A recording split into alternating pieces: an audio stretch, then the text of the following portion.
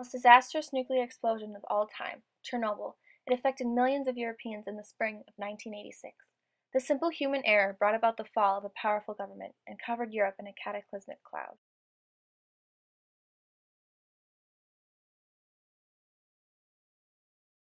Pripyat was a thriving and diverse community. As part of the Soviet Union, the townspeople completely relied on government resources, including energy. The Soviet officials thought the small town would be an excellent territory to begin a new project, Chernobyl nuclear reactor. All four Chernobyl reactors were state-of-the-art. They all used uranium-253 and had graphite cooling systems. The graphite drew out all potential power in the uranium rods and absorbed radiation well. Chernobyl was built for maximum economic and energy efficiency. Officials ordered testing as soon as possible. By midnight April 26, a problem in the automatic control rods was discovered. To regain control of the unit, operators removed control rods and moderated the water levels. This seemed to stabilize the reactor, even pushing the megawatt percent up 170 points. The unit was finally ready to begin testing, despite the fact reactor power output was well below requirement and safety systems had been deliberately disabled. 30 seconds after the first groundbreaking test had begun, reactor power increased dangerously. After realizing their mistake, operators attempted a full emergency shutdown.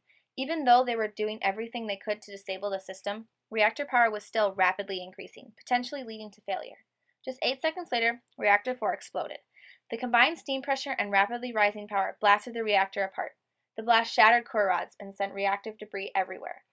The operators were stunned. How could the world's most advanced nuclear power station explode from their simple mistake? Because of the situation's delicate operations, Chernobyl's chief controllers did not release any public statements about the explosion that morning. Citizens of Pripyat went to work and school the morning of April 26, expecting business as usual.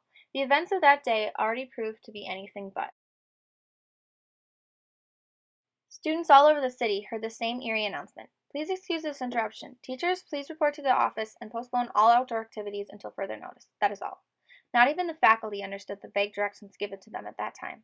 The staff put off any questions they might have had and tried to continue the morning routine.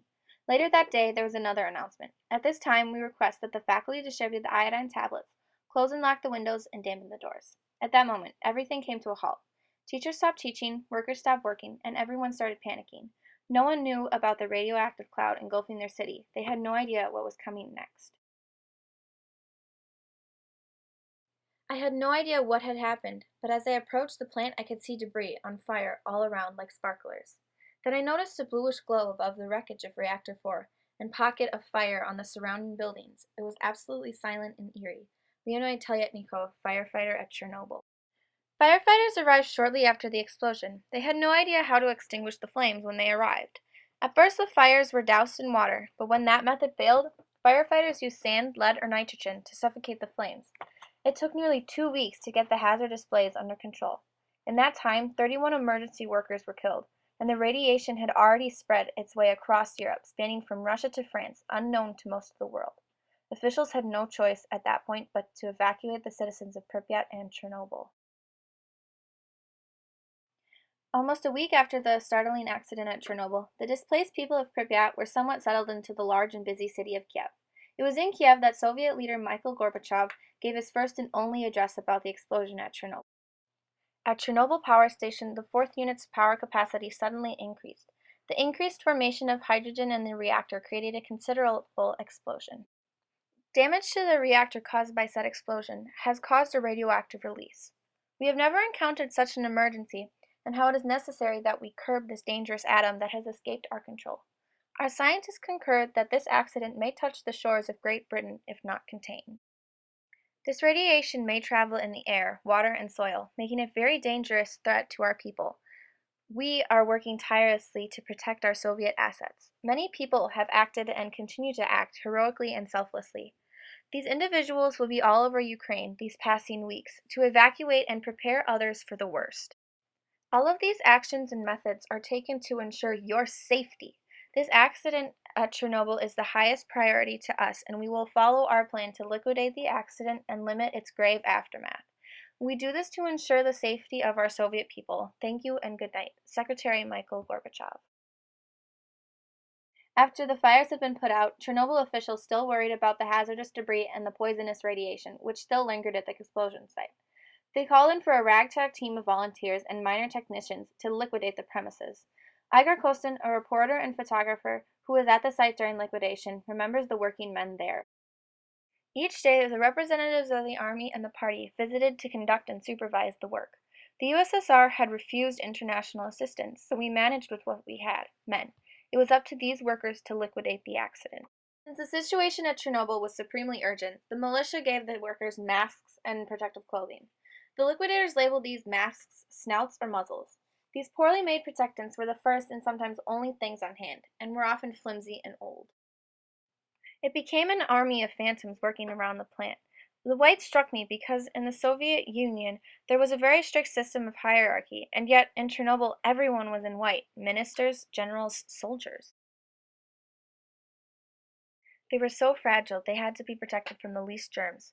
For many weeks the world around them became white and sterile, without noise, except for the sounds of monitors, and with no smells, and above all, depopulated. Their only contact with the outside was through sterile tubes and drips. The scene was all too familiar to doctors and nursing technicians working in the Soviet Union early 1987. Even though the cases differed, they all had a common factor: radiation poisoning. Radiation was evident in 90% of patients in Clinic 6. In the surrounding area, it seemed no one was immune to the dangers of the airborne radiation. Soon sickness escalated to swelling sores and creating cancerous tumors like thyroid and leukemia. The reddened skin turned black, crackly, and dried out. Then it started falling out in bloody scabs, a nightmare. I had a spray which relieved him, but the clinic only had limited quantities. Wife of a former liquidator. At this point, everyone was tired and hopelessly worried, just like the wife's testimony, but was helpless to stop the stability and stealth of the ordeal, bringing the full disaster scale effects to the real world, and the next hurdle on Chernobyl's track was the Soviet Union itself. It's been 25 years since the Chernobyl explosion. Once a thriving and diverse community is now a ghost town. The events of the day nearly 30 years ago was proven more powerful than any other nuclear incident in history. It released more radiation than both atomic bombs dropped on Nagasaki and Hiroshima in 1945, and even worse than the more recent Fukushima accident in 2008. After the word got out, people were horrified that such an incident could happen near their homes. In Germany, they completely stopped providing nuclear energy because of safety concerns. Austria also deepened their anti-nuclear views because of Chernobyl. The explosion affected many countries, but didn't have as near much impact as it did in the Soviet Union. The Soviets were hammered fiscally and environmentally. Chernobyl's first and most immediate strike on the USSR was on its environment. Radioactive fires torched its vast wormwood forest just south of Kiev in a matter of days. The great wood today is no more than a gray and suffocating prairie. Hectare after hectare of land absorbed lead and uranium-253 particles during the spring and summer of 1986, forcing humble farmers to cull infected crops and put a startling halt to the country's exports. Other natural resources and reserves, like groundwater, have also been semi-permanently contaminated. 70% of these lands will never go back to their natural ways. Chernobyl's biggest target was the Soviet government itself. The USSR poured hundreds of billions of dollars into cleaning and controlling the accident. They also spent thousands to relocate the population. All of these actions took capital and manpower, none of which the USSR had much to spare. Being a communist nation, only had sparse reserves. It's believed to be the very reason the Soviet Union disbanded in December of 1991.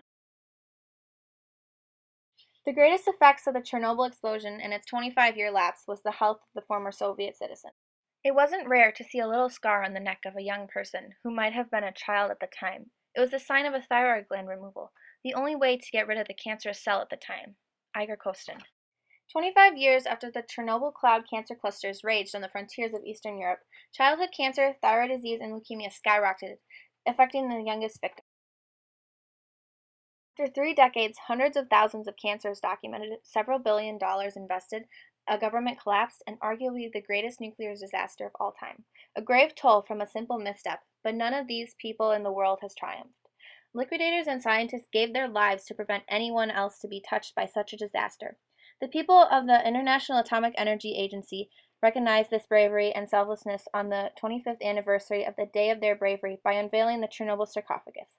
The massive lead and titanium structure completely enveloped Reactor 4's wreckage, symbolizing that the people of the world would never face such a catastrophe, even as a product of a simple mistake.